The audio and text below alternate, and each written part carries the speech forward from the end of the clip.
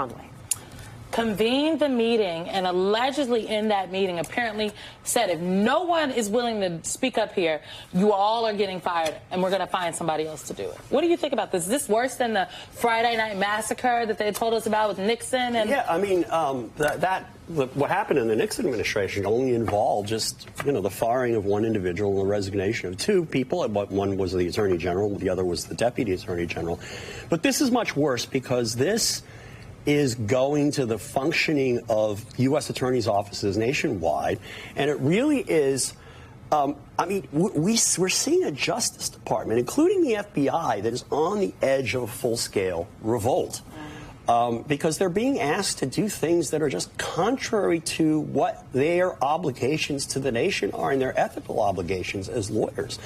And those letters that we saw written by Danielle Sassoon and the chief assistant U.S. attorney that was on the Adams case were really, really extraordinary. I mean, they're basically just saying, like, you are asking us to make a baseless motion to dismiss this case for reasons that have nothing to do with its merits, but everything to do with politics. And that is just not.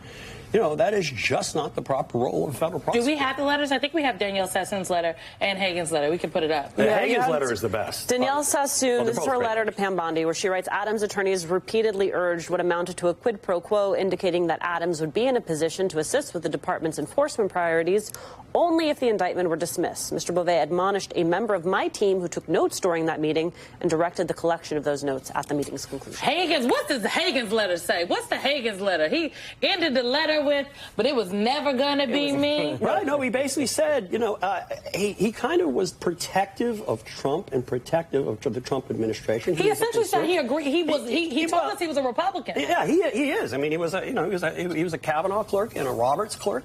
He's a FedSoc type like I had been, and what he basically said was, I am not saying this because I have some problem overall with the administration.